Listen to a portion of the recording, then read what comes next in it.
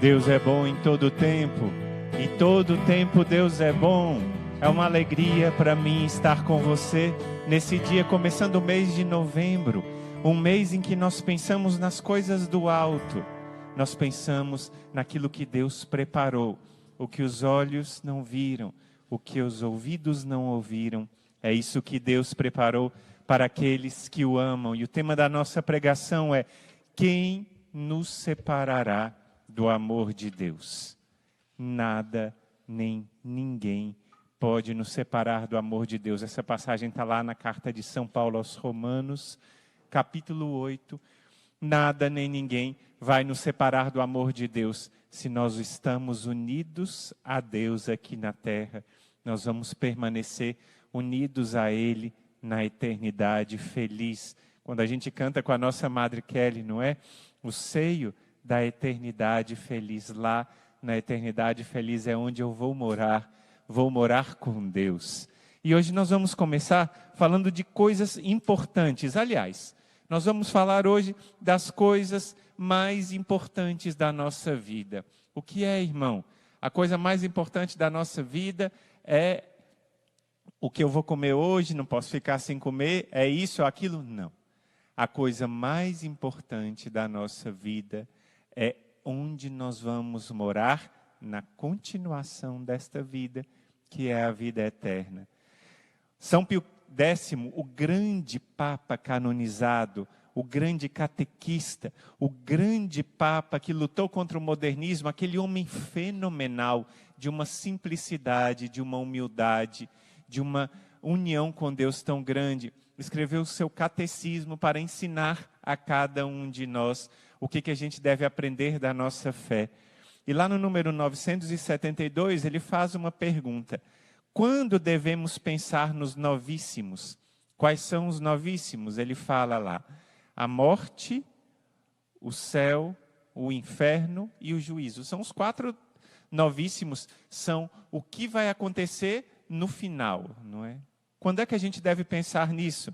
Ele fala: é bom pensar nos novíssimos todos os dias, especialmente ao fazer a oração da manhã, logo ao acordarmos, à noite antes de se deitar, e todas as vezes que somos tentados a fazer algum mal ou algum pecado, porque o pensamento nas realidades do fim é muito eficaz para nos fazer evitar o pecado. E como é mesmo, não é? Quando a gente vai pensar se a gente deve fazer aquilo, isso aqui, qual consequência que isso vai ter para a minha vida? Qual consequência que isso vai ter para a minha eternidade? Se a gente pensasse isso, não é? São Francisco de Sales recomenda a gente fazer a oração da manhã a cada dia e a cada manhã pensar: e agora? Como vai ser a minha vida hoje? Esse é o pensamento dos novíssimos. É isso que São Pio X nos ensina. E a primeira passagem de hoje para você anotar: livro do Eclesiástico, capítulo 7, versículo 40. Em tudo o que fizeres, lembra do teu fim, e jamais pecarás. Lembra do que vai acontecer no final da sua vida, e jamais você vai pecar. Então vamos começar falando sobre a vida eterna. Quando a gente pensa vida eterna, a gente sabe que a vida eterna é uma vida que não tem fim. Mas o que é a eternidade da vida? Às vezes a gente pensa: esse amor é eterno, o amor eterno enquanto dure, não é? Quando o namorado fala com a namoradinha, não é? Esse amor é eterno enquanto dura. A gente pensa na eternidade: isso aqui é uma eternidade, eu estou esperando esse ônibus há uma eternidade. Olha no relógio, faz meia hora, não é? Então uma eternidade, a gente tem palavras para falar de eternidade, mas o que é a eternidade? 5 anos? 50, 500, 5.000, 500.000, não, muito mais. A eternidade não tem fim. A nossa mente humana, que é acostumada com o espaço e com o tempo, só consegue tocar o que é a eternidade. Mas a eternidade é um tempo sem tempo, que vai passando, e aí é onde nós vamos ter a nossa vida eterna. Mas a vida eterna começa aqui na terra e continua. Depois da morte, ela continua. A gente tem que lembrar sempre isso. A morte não é o fim. Nós temos e somos chamados a uma vida eterna. uma vida eterna, e isso que nós queremos é uma vida eterna em união com Deus. Existe a vida após a morte? Sim, claro. E para quem duvida que aconteceu isso, basta olhar para a vida de Jesus. Jesus, além de ser o nosso Senhor e Salvador, a segunda pessoa da Santíssima Trindade, o Verbo que se fez carne, é um personagem histórico. E os historiadores são unânimes em reconhecer que não se pode mentir sobre o evento de Jesus, ou seja, sobre a vivência dele aqui nessa terra, e não se pode mentir sobre a ressurreição de Jesus, porque apóstolos medrosos, pescadores que viviam num lago na Galileia, ganharam o mundo e continuaram testemunhando até o fim da sua vida, mesmo sendo martirizados. São Bartolomeu arrancaram o couro dele, ele ficou em carne viva. São Paulo cortaram a cabeça. São Pedro crucificado de cabeça para baixo. Santo André crucificado em X. Cada um martirizado. São Marcos arrastado pelas ruas. Todos eles, mesmo com tantos sofrimentos, continuaram defendendo uma única verdade: Jesus está vivo. Existe vida eterna? Claro que sim. Jesus e a sua ressurreição provam isso. Essa verdade é uma verdade indubitável. Mas isso afeta a minha vida e a sua. A vida após a morte. E depois da morte, ensina o catecismo da igreja, há dois juízos. Existe o juízo particular, que assim que a gente morre, a gente vai receber o lugar para onde a gente vai. Céu ou inferno. Deus nos livre de ir para o inferno, mas são os únicos dois destinos. E aí você me pergunta, irmão, e o purgatório? O purgatório é uma passagem, mas todos os que vão para o purgatório depois vão para o céu. Seja daqui a algum instante breve, seja depois de muitos anos, como a Amélia, lembram? Quando os videntes de Fátima perguntaram para Nossa Senhora sobre a Amélia, e a Santíssima Virgem diz que ela ficaria lá até o fim dos tempos, passando a purificação dos seus pecados. Depois, lendo um pouco mais da história de Fátima, um dos nossos irmãos me contava que a Amélia vivia em adultério. Ela buscava homens casados, mas ela se arrependeu na última hora, mas com um arrependimento não muito profundo, e por causa disso ela foi para o purgatório até o fim dos tempos. Então, existe o juízo particular e existe o juízo final. Juízo particular, em primeiro lugar, Hebreus 9:27. Está determinado que os homens morram uma vez e logo em seguida vem o juízo. Então não existe reencarnação, irmão? Não. Simples assim. Não existe reencarnação. Está escrito na Bíblia e nós sabemos disso porque nosso Senhor Jesus Cristo morreu na cruz para me salvar, para salvar todo aquele que nele crê, não pereça, mas tenha a vida eterna. Não existe reencarnação. Hebreus 9:27. E além disso, São Paulo fala que nós vamos ter, na segunda carta aos Coríntios, capítulo 5, versículo 10, nós vamos ter que comparecer diante do tribunal de Cristo, e ali cada um vai receber o que mereceu, conforme o bem ou o mal que tiver feito, que estava no corpo, aí vai receber, depois do juízo final, quando tiver a ressurreição da carne. Como nós dizemos no Creio a cada domingo, creio na ressurreição da carne, depois da segunda vinda de Jesus, a ressurreição da carne, e nós lá vamos receber o prêmio eterno. Nós cremos nisso, isso diz a nossa fé. Se nós perseverarmos até o fim, formos fiéis, nós cremos nisso, pedimos isso ao Senhor, a Nossa Senhora, a São Miguel, nós vamos receber a recompensa na nossa carne. Diz o justo Jó, e em minha carne verei a Deus. Uma passagem tão especial que Jó fala. Então, depois da morte, a gente vai colher o fruto. Então, o que é importante a gente lembrar é que a nossa vida não acaba aqui. Os ateus e os materialistas acham que tudo acaba aqui. Uma amiga de uma das nossas guerreiras, ela estava me contando isso há um tempo atrás, ela trabalhou muito nessa vida e ganhou muito dinheiro com um emprego honesto, e ela era de origem católica, mas foi perdendo a fé, até o ponto de se dizer hoje completamente ateia. E ela gasta o seu dinheiro com muitas viagens, e esses dias falava para essa nossa guerreira, eu não tenho mais com o que gastar, já visitei todos os lugares do mundo, já fiz todas as viagens que eu queria, já não tem mais nada para eu fazer. Agora eu espero a morte e daí o fim. porque o meu destino é o nada. Essa amiga dela, que é do nosso exército de São Miguel, ficou tão chocada por causa dessa ausência, e assim são os ateus e materialistas que negam a continuidade da existência humana. Mas existe sim a continuação da nossa vida, e essa nossa vida é uma vida que deve ser marcada por Deus. E agora nós vamos falar sobre esse assunto que toca cada um de nós. Quando algumas vezes nós pensamos na morte, quer fazer um grupo de amiguinhos que está conversando sobre alguma coisa, se dispersar, é só começar a falar sobre a morte. Falar sobre a morte, as pessoas já têm um telefone para atender, já vão aqui, somem, de repente a gente não vê mais ninguém. Porque daqui a pouco um e outro vão saindo, e já não se fala mais nada. Mas essa, no fundo, diz Santo Afonso Maria de Ligório, é o assunto mais importante da nossa vida. Pensarmos que um dia nós vamos prestar conta a Deus da forma como vivemos. E a minha pergunta hoje, e se hoje for o meu último dia? For o seu último dia? E se hoje eu estou aqui fazendo essa pregação para vocês, estou ao vivo no YouTube, no Instagram, no Facebook, estou aqui falando com vocês, e se nessa noite eu não amanheço? Eu parto dessa vida durante a noite. Morro agora. E aí? E se for você? Ave Maria, irmão, que coisa difícil de falar justamente nessa segunda-feira, mas nós temos que pensar sobre isso. Nós temos que pensar e considerar, e se aquele for o meu último dia, e se hoje for o meu último dia, como eu estou vivendo o meu dia? Como eu estou vivendo isso? Pode ser a última oportunidade de encontrar com alguém. E se eu não disse às pessoas que eu amo, que eu amo?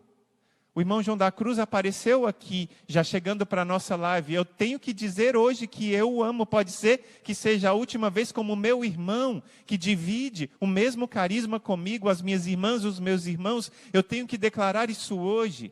O perdão que eu preciso dar não pode ser dado no caixão, mas precisa ser dado enquanto a pessoa está viva.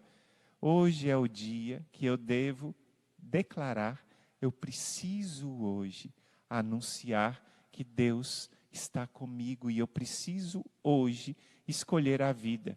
Disse lá na Sagrada Escritura, escolhe, pois, a vida e vivereis, não é? Disse Josué, disse Moisés, e digo agora eu, fazendo eco das palavras deles, escolhe a vida. No Catecismo da Igreja Católica, no número 1014, o Senhor nos faz uma advertência para a gente pensar muito nisso. Diz aqui o Catecismo: a Igreja nos encoraja à preparação da hora da nossa morte. Livra-nos, Senhor, de uma morte súbita e imprevista, diz uma antiga ladainha de todos os santos. E pedir à Mãe de Deus que interceda por nós, como nós rezamos na Ave Maria. Me ajuda, irmã Maria Alexia. Santa Maria, Mãe de Deus, rogai por nós, pecadores, agora e na hora de nossa morte. Amém. Então nós rezamos isso a cada Ave Maria, a cada rosário, 203 vezes. Nós rezamos isso, pedindo em Nossa Senhora que rogue por nós na hora da nossa morte. E entregamos a São José, o padroeiro da boa morte. Eu já expliquei isso para você outra vez. Ele é o padroeiro da boa morte porque ele morreu com Nossa Senhora e Jesus do lado dele, que é morte melhor e mais feliz do que essa. E eu tenho 2 trechos para ler que o Catecismo apresenta aqui no número 1014. O primeiro deles é da Imitação de Cristo, aquele livro precioso que fez grandes santos na história da igreja. Basta dizer que Santa Teresinha sabia esse livro quase todo de cor e dizia que esse livro a ensinou tudo. Diz a Imitação de Cristo: em todas as tuas ações, em todos os teus pensamentos, deverias comportar-te como se estivesses de morrer hoje. Se a tua consciência estivesse tranquila, não terias muito medo da morte. Dizia São Domingos, sábio, não é? São João Bosco perguntou para ele se ele tivesse que morrer hoje, o que ele ia fazer? E ele disse: eu continuaria jogando bola, porque ele estava com a consciência tranquila. E se hoje a gente tivesse que prestar contas ao Senhor, olha só, não é? Mas diz a Imitação de Cristo: seria melhor evitar o pecado que fugir da morte. Se não estás preparado hoje, como estarás amanhã? Então, é hora da gente começar a pensar nisso. Essa formação de hoje ela deve ficar profundamente marcada no seu coração. Das muitas formações que a gente tem dado nesses últimos dias, talvez essa hoje seja a mais importante, porque essa decide como vai ser o futuro meu e o seu futuro. Olha o que São Francisco de Assis, o grande santo, disse. Está aqui no Catecismo da Igreja, no número 1014 também. Louvado sejais, meu Senhor, por nossa irmã, a morte, da qual nenhum homem pode escapar.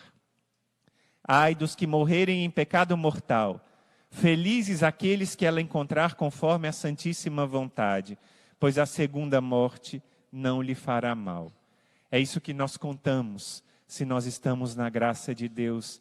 E eu de novo insisto, muitas pessoas estão lutando contra o pecado mortal, mas muitas pessoas estão com a consciência adormecida, achando, não tem problema eu ficar assim. Leia o Catecismo da Igreja Católica, leia o Santo Evangelho. Leia a vida dos santos e vai ver como nós precisamos fugir do pecado mortal, mais do que qualquer vírus, mais do que qualquer coisa nós devemos fugir e buscar mudar o pecado mortal. Senhor, livra-nos do pecado mortal. Livra-nos do pecado mortal, livra-nos disso. Nós devemos com profundidade buscar o sacramento da confissão. E você já vai vendo que a nossa vida vai mudando a cada live. A cada live nós rezamos mais, a cada live nós nos decidimos mais pela santidade. E mais outro sacerdote entrou em contato conosco, brincando e falando sério. Olha, o exército de São Miguel está me dando trabalho. Vocês estão enchendo o meu confessionário. Meu tempo diminuiu porque agora estou ficando mais e mais tempo na confissão. E ele falou sério, depois começou a rir. Estava feliz, claro, que o povo de Deus estava buscando a confissão. E a gente fica feliz, porque a cada live nós vamos mudando, mas é preciso mudar mais. É preciso buscar mais a santidade, é preciso buscar mais mudança de vida. Morrem felizes, diz Santo Afonso Maria de Ligório, aqueles que já morreram para esse mundo. Tanto faz. São felizes aqueles que esse mundo já não existe mais. Tanto faz. Isso quer dizer que a gente não vai mais comer, dormir, não vai mais cuidar das nossas pessoas? Claro que a gente vai continuar fazendo tudo isso, mas no coração, com a certeza de que eu amo, mas não me apego a coisa nenhuma.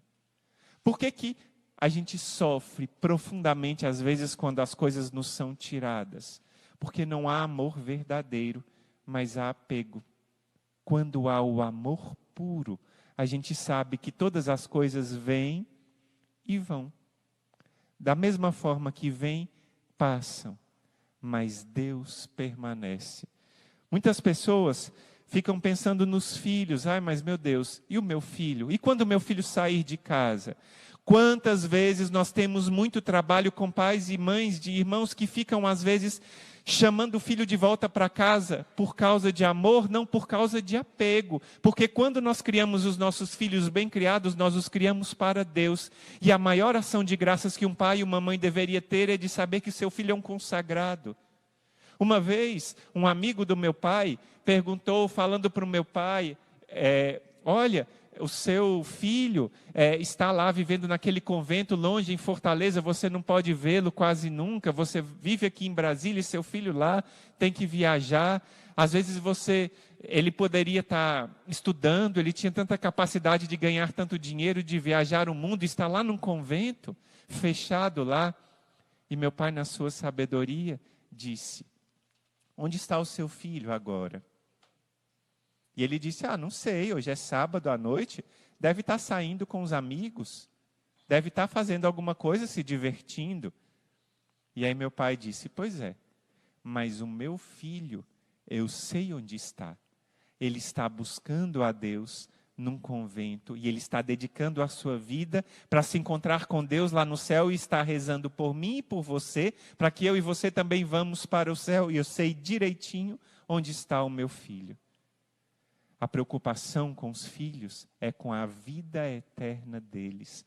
E nós devemos preocupar-nos sobretudo com isso. Às vezes nós e muitos dos nossos pais e dos nossos irmãos e irmãs ensinam tantas coisas para os filhos, dão tantas coisas para os filhos, se preocupam com tantas coisas de ensino bilíngue, de natação, disso ou daquilo, de onde o meu filho vai fazer intercâmbio. Tudo isso é ruim? Não é bom, mas a primeira coisa é se preocupar com a salvação dos filhos.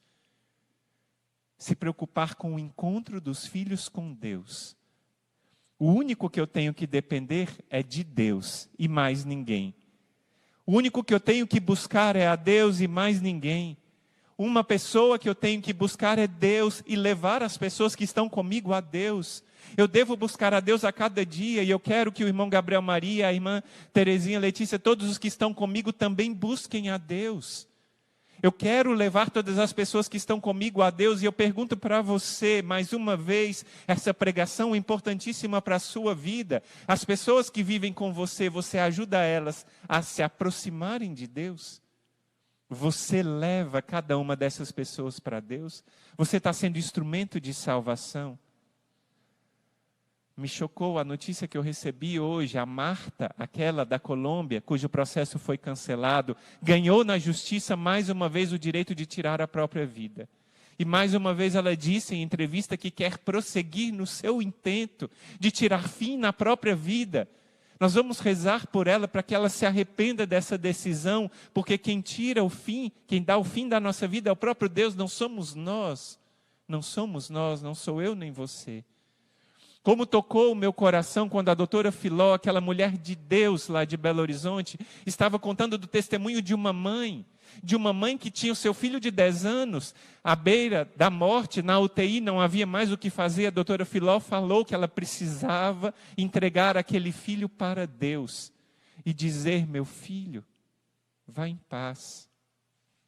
Mas Deus quem determinou a hora, não foi como essa mulher da Colômbia. Nós precisamos pensar muito nisso e pensar na nossa última hora.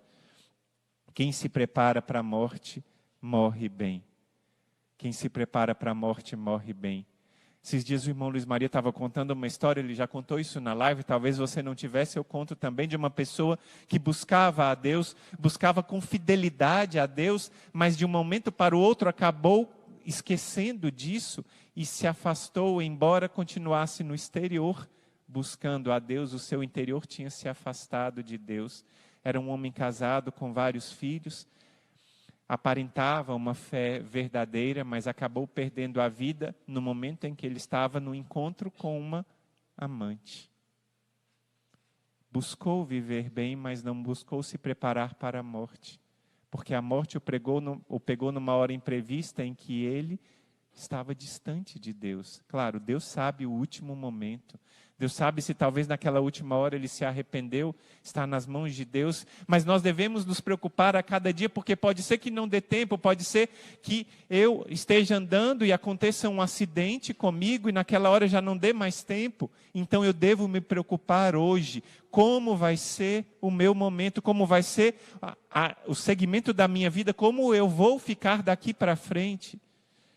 Confissão, eu devo viver a minha confissão. Por que a gente fala tanto sobre confissão frequente aqui? Por que a gente fala tanto sobre mudança de vida? Porque isso é o mais necessário.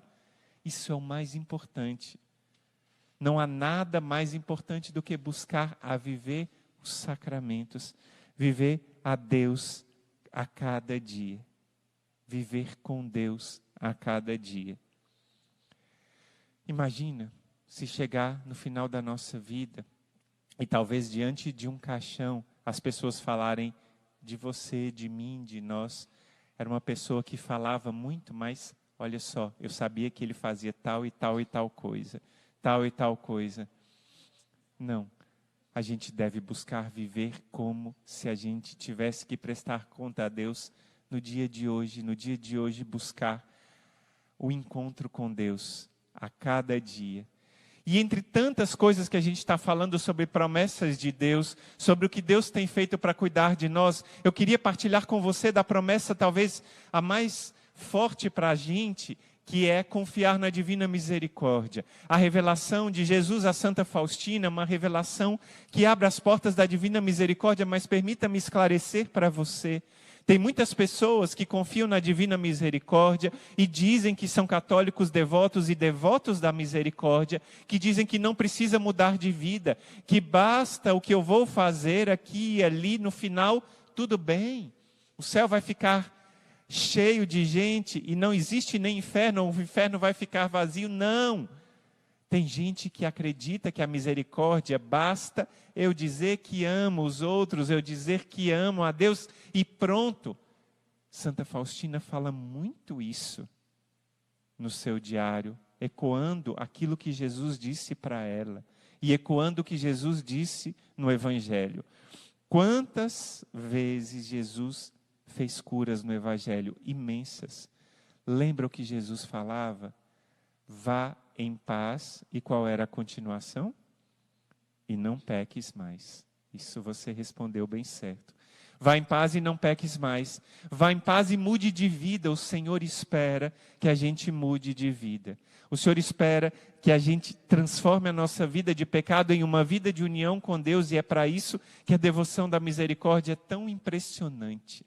Porque quando nós confiamos na misericórdia, nós sabemos que o Senhor está pronto a perdoar, mas a nossa vida vai mudando, a nossa vida vai se transformando e eu e você vamos nos tornando homens e mulheres diferentes quando confiamos na divina misericórdia. E eu queria ler um trecho do diário de Santa Faustina, que está na novena à Divina Misericórdia. Você que tem a novena à Divina Misericórdia que nós rezamos todas as vezes, começando na Sexta-feira Santa e acabando na Festa da Misericórdia, mas pode ser rezada em outro momento também, no 7º dia.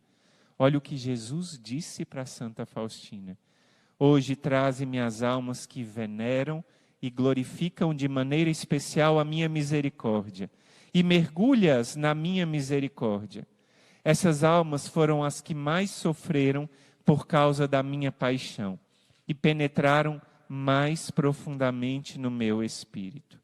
Olha que especial nosso Senhor dizendo, essas almas foram as que mais penetraram no meu espírito, as que mais conheceram a experiência de Jesus misericordioso. E ele continua, essas almas que veneram e glorificam a misericórdia, são a imagem viva do meu coração compassivo. E ele promete, essas almas brilharão com especial fulgor na vida futura. As almas devotas da divina misericórdia vão brilhar com especial fulgor na próxima vida. Vão ter um brilho todo especial aqueles que confiam na divina misericórdia. E o Senhor fala ainda, nenhuma delas irá ao fogo do inferno. Eu mesmo defenderei cada uma delas de maneira especial na hora da morte. Por isso, ouve, alma que tem medo de comparecer perante o juízo de Deus por causa da imensidão dos seus pecados. Se seus pecados foram muitos, você precisa confiar na divina misericórdia, porque maior do que os seus pecados é a misericórdia de Deus que se derrama sobre o seu coração arrependido. Os seus pecados, que eram vermelhos como carmesim, depois da confissão, você se torna branco como a neve. Aqueles que confiam na misericórdia divina e que pregam a divina misericórdia transformam o seu coração e são homens e mulheres novos no Senhor. A devoção à divina misericórdia é a tábua de salvação. Jesus disse que era a última tábua de salvação para aqueles que vivem nesse mundo. Jesus falou isso para Santa Faustina. Cada página do diário transborda isso. Mais uma vez eu vou ler o que ele disse. Essas almas devotas da misericórdia brilharão com especial fulgor na vida futura, e nenhuma delas irá ao fogo do inferno, porque eu defenderei, diz Jesus, cada uma delas de maneira especial na hora da morte. Por isso, mais uma vez pegando aquilo que Romanos 8 diz, quem nos separará do amor de Deus? Ninguém. Angústia, fome, nudez, perigo, espada, morte, não, nada disso. Somos mais que vencedores graças àquele que nos amou e por nós se entregou. Quando nós confiamos na divina misericórdia, nós confiamos que Jesus está tomando conta de nós e Ele vem tomar conta de nós. Ele vem cuidar de cada um de nós. Ele vem proteger cada um de nós.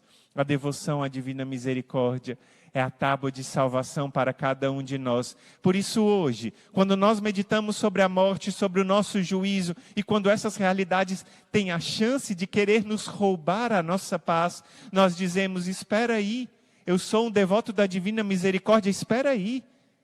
Eu tenho Jesus, que é o meu advogado. Ele cuida de mim.